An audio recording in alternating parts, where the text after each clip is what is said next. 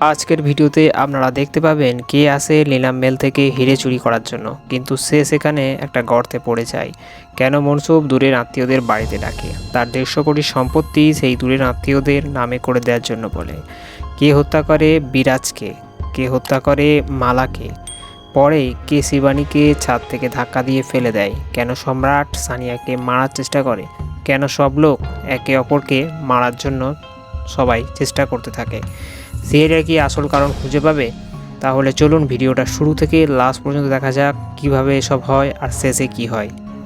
এক ব্যক্তি নিলাম মহলে হীরা চুরি করতে আসে, সে সেইখানে পৌঁছেও যায় কিন্তু একটা গর্তের মধ্যে পড়ে যায়। 2 দিন পর মনসবের অনেক দূরের আত্মীয় আসে, যাকে জন্মদিনের পার্টিতে নিমন্ত্রণ করা হয়েছিল, আর ওখানে অর্ণব আসে আর সবাইকে ভিতরে নিয়ে যাওয়ার জন্য। তারা ভিতরে প্রবেশ করে আর ডান্সের আনন্দ উপভোগ করে। তারপর মনসুব ওখানে আসে আর সবাইকে তার 150 কোটি সম্পত্তি ভাগ করে দেওয়ার কথা বলে, আর সেই মূল্যবান হিরে তাদের মধ্যে দেওয়ার কথা বলে, কিন্তু একটা শর্ত রাখে যে সেই হিরে সেই পাবে যে সবচেয়ে বেশি স্মার্ট। পরের দিন খাবার টেবিলে সবাই আসে, কিন্তু সেখানে বিরাজ আসে না, সে সব থেকে দেরি করে আসে। আর এসে চা খাওয়ার পর তার মৃত্যু হয়ে যায়। ওখানে সিআইডি আসে আর তদন্ত করে। ডক্টর সালুকে বলে যে টুথপেস্টের মধ্যে বিষ দেওয়ার কারণে তার মৃত্যু হয়েছে। সিআইডি যখন বিরাজের রুম ভালোভাবে তল্লাশি করে, তখন সচিন বিরাজের ল্যাপটপে অনেক ব্লুপ্রিন্ট পায়, কিন্তু ওখানে বিরাজের টুথপেস্ট পাওয়া যায়নি। পরে সেই টুথপেস্ট পায় যেটার মধ্যে বিষ মেশানো হয়েছিল, আর ওইখানে জানালার কাঁচও ভাঙা ছিল। আর ওখানে তখন কাজের লোক আসে আর সিআইডিদের বলে বিরাজের ঘরের পাশে একটা মেয়ের আওয়াজ সে পেয়েছিল। পর কেউ মালাকে ওখানে খুন করে দেয়। আর এখানে যে কাঁচ ভাঙাটা পাওয়া যায় সেটা সেই জানলারই ছিল। তখন সিআইডিরা বুঝতে পারে বিরাজকে মালা খুন করেছে আর মালা বিরাজকে খুন করেছে। ঠিক পরেই মোহিনীকে কেউ ওপর থেকে ধাক্কা দিয়ে ফেলে দেয়। সিআইডিরা যখন ওখানে এসে চেক করে তখন বুঝতে পারে সে ওখান থেকে ঝাঁপ দেয়নি, বরঞ্চ কেউ তাকে ধাক্কা মেরে ফেলে দিয়েছে। তখন সানিয়া বলে যে মোহিনী উঁচু জায়গা থেকে খুব ভয় পেত।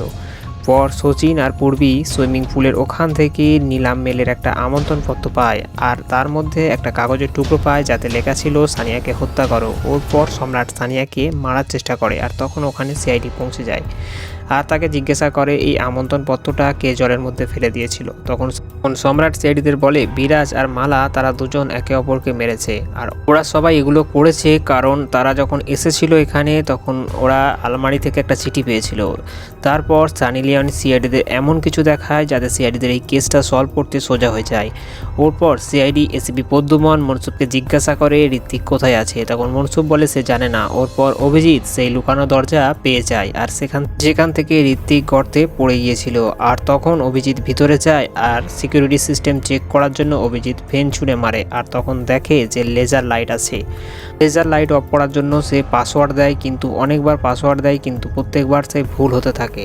তবে মনসুব সিআইডিদের কাছে স্বীকার করে সে কেন ওই লোকগুলোকে মারতে চেয়েছে, কারণ তার আত্মীয়দের মধ্যে কেউ একজন তাকে মারতে চাইতো। এরপর মৃত্যু হয়ে যায় মনসুবের, আর অর্ণব ওখান থেকে পালিয়ে যেতে থাকে। তখন পেডি তাকে ধরে নেয়। তখন সে বলে যে ওই হিরে চুরি করার জন্য সে অনেক লোককে পাঠিয়েছিল, কিন্তু ওখান থেকে কেউ ফিরে আসেনি, কারণ ওখানে একটা লোকানো গর্ত আছে যার মধ্যে পড়ে মানুষ মারা যায়। তখন সিআইডিরা জানতে পারে যে অভিজিৎও ওখানে গেছে। তখন অভিজিৎ পাসওয়ার্ড খোলার চেষ্টা করে আসে, যখন হীরের নাম উল্টো করে লেখে তখন সেই সিকিউরিটি সিস্টেম অফ হয়ে যায়, আর যখনই অভিজিৎ এগিয়ে যায় তখনই সেই মরণ গর্তে পড়ে যায়। অভিজিৎ ওখানে গিয়ে দেখে যে 2জন লোক মারা গেছে। তখন পূর্বী আর পেডি অর্ণবকে নিয়ে ওই লোকানো দরজা খোলায় আর ওই গর্তের ব্যাপারে জিজ্ঞাসা করে। পরে পূর্বী কোমরে দড়ি বেঁধে ঝুলে কোনো প্রকারে গর্তের ঢাকনা খুলে দেয়। পরে অভিজিৎকে একটা দড়ির মাধ্যমে ওপরে তোলে। অভিজিৎ যখন বাইরে আসে তখন অর্ণবকে এইসব কারণ জিজ্ঞাসা করে, আর এইসব শোনার পর অভিজিৎ তাকে সাজা শুনিয়ে দেয়। তো ভিডিওটার পুরো লিঙ্ক ডেসক্রিপশানে আছে, ওখানে গিয়ে আপনারা পুরো ভিডিও দেখতে পারেন। ভিডিওটা যদি আপনাদের ভালো লেগে থাকে তাহলে চ্যানেলটি সাবস্ক্রাইব করে আমাদের সাথে থাকুন। সকলকে ধন্যবাদ ভিডিওটি লাস্ট পর্যন্ত দেখার জন্য।